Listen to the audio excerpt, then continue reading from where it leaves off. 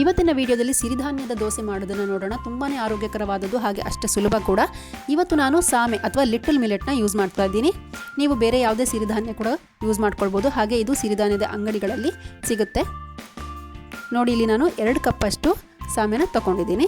ಹಾಗೆ ಇದಕ್ಕೆ ನಾನು ಅರ್ಧ ಕಪ್ ಉದ್ದಿನಬೇಳೆ ಹಾಕ್ಕೊಳ್ತಾ ಇದ್ದೀನಿ. ಅರ್ಧ ಚಮಚ ಮೆಂತೆನ ಹಾಕ್ಕೊಂಡ್ಬಿಟ್ಟು ಇದನ್ನು ಚೆನ್ನಾಗಿ ತೊಳೆದು 6 ರಿಂದ 8 ಗಂಟೆಗಳ ಕಾಲ ನೆನೆಸಿಟ್ಕೊಳ್ಬೇಕಾಗತ್ತೆ. ಅಥವಾ ಇದನ್ನು ನೀವು ಓವರ್ನೈಟ್ ಕೂಡ ನೆನೆಸಿಟ್ಕೊಳ್ಬೋದು. ನೋಡಿ, ನಾನಿಲ್ಲಿ 8 ಗಂಟೆ ನೆನೆಸಿಟ್ಕೊಂಡಿದ್ದೀನಿ. ನಂತರ ಇದನ್ನು ಮಿಕ್ಸಿ ಅಥವಾ ಗ್ರೈಂಡರ್ಗೆ ಹಾಕ್ಕೊಂಡ್ಬಿಟ್ಟು ಸ್ಮೂತಾಗಿ ಗ್ರೈಂಡ್ ಮಾಡ್ಕೊಳ್ಳೋಣ. ಈಗ ಇದಕ್ಕೆ ರುಚಿಗೆ ತಕ್ಕಷ್ಟು ಉಪ್ಪನ್ನ ಹಾಕ್ಕೊಂಡ್ಬಿಟ್ಟು ಚೆನ್ನಾಗಿ ಮಿಕ್ಸ್ ಮಾಡ್ಕೊಳ್ತಾ ಇದ್ದೀನಿ. ನೀವು ಕೈಯಲ್ಲೇ ಇದನ್ನು ಚೆನ್ನಾಗಿ ಮಿಕ್ಸ್ ಮಾಡ್ಕೊಳ್ಳಿ. ಹಾಗೆ ಇದನ್ನು ಒಂದು 8 ರಿಂದ 10 ಗಂಟೆಗಳ ಕಾಲ ಫರ್ಮೆಂಟ್ ಆಗೋಕ್ಕೆ ಬಿಟ್ಬಿಡಬೇಕು. ಚಿಕ್ಕ ಮಕ್ಕಳಿಗೆ ಕೂಡ ಇದನ್ನು ನೀವು ಕೊಡ್ಬೋದು, ಆರೋಗ್ಯಕ್ಕೆ ತುಂಬಾ ಒಳ್ಳೆಯದು. ನೋಡಿ ಇಲ್ಲಿ ಇವಾಗ ಇದು ಎಷ್ಟು ಚೆನ್ನಾಗಿ ಫರ್ಮೆಂಟ್ ಆಗಿದೆ ಅಂತ. ಈಗ ಇದನ್ನು ಚೆನ್ನಾಗಿ ಮಿಕ್ಸ್ ಮಾಡ್ಕೊಳ್ಳೋಣ. ಇದೇ ಮೆಜರ್ಮೆಂಟಲ್ಲಿ ನೀವು ಬೇರೆ ಬೇರೆ ಸಿರಿಧಾನ್ಯದ ದೋಸೆಗಳನ್ನ ಮಾಡ್ಕೊಳ್ಬೋದು.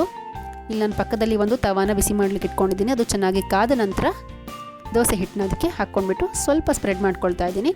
ಮೀಡಿಯಮ್ ಫ್ಲೇಮಲ್ಲಿ ಇಟ್ಕೊಂಡ್ಬಿಟ್ಟು ದೋಸೆನ ಕಾಸ್ಕೊಳ್ಳೋಣ. ಇದಕ್ಕೆ ಎಣ್ಣೆ ಅಥವಾ ತುಪ್ಪನ ಹಾಕ್ಕೊಳ್ಬೋದು. ನಾನಿಲ್ಲಿ ತುಪ್ಪನ ಹಾಕ್ಕೊಳ್ತಾ ಇದ್ದೀನಿ.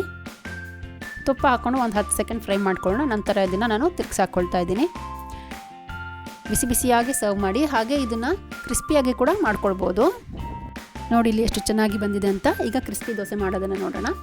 ಸ್ವಲ್ಪ ಹಿಟ್ಟು ಹಾಕ್ಕೊಂಡ್ಬಿಟ್ಟು ತೆಳುವಾಗಿ ಸ್ಪ್ರೆಡ್ ಮಾಡ್ಕೊಳ್ತಾ ಇದ್ದೀನಿ ನಾನು. ಇದನ್ನು ಮೀಡಿಯಮಿಂದ ಹೈ ಫ್ಲೇಮಲ್ಲಿ ಇಟ್ಕೊಂಡಿರಿ. ಹಾಗೆ ಅದಕ್ಕೆ ಚೆನ್ನಾಗಿ ತುಪ್ಪ ಹಾಕ್ಕೊಳ್ತಾ ಇದ್ದೀನಿ. ದೋಸೆ ಸ್ವಲ್ಪ ಕ್ರಿಸ್ಪಾಗಿ ಗೋಲ್ಡನ್ ಬ್ರೌನ್ ಆಗ್ತಿದ್ದ ಹಾಗೆ ನಾನು ಇದನ್ನು ತೆಕ್ಕೊಳ್ತಾ ಇದ್ದೀನಿ. ಬಿಸಿ ಬಿಸಿಯಾಗಿ ಸರ್ವ್ ಮಾಡಿ. ನೀವು ಇದನ್ನು ಚಟ್ನಿ, ಪಲ್ಯ, ಸಾಂಬಾರು ಯಾವುದ್ರ ಜೊತೆ ಬೇಕಾದರೂ ತಗೊಳ್ಬೋದು. ತುಂಬಾ ಸುಲಭ ಇದು. ನೀವು ಇದನ್ನು ಒಮ್ಮೆ ಟ್ರೈ ಮಾಡಿ ನೋಡಿ ಹೇಗಾಗಿದೆ ಅಂತ ನನಗೆ ಕಾಮೆಂಟ್ಸಲ್ಲಿ ತಿಳಿಸಿ.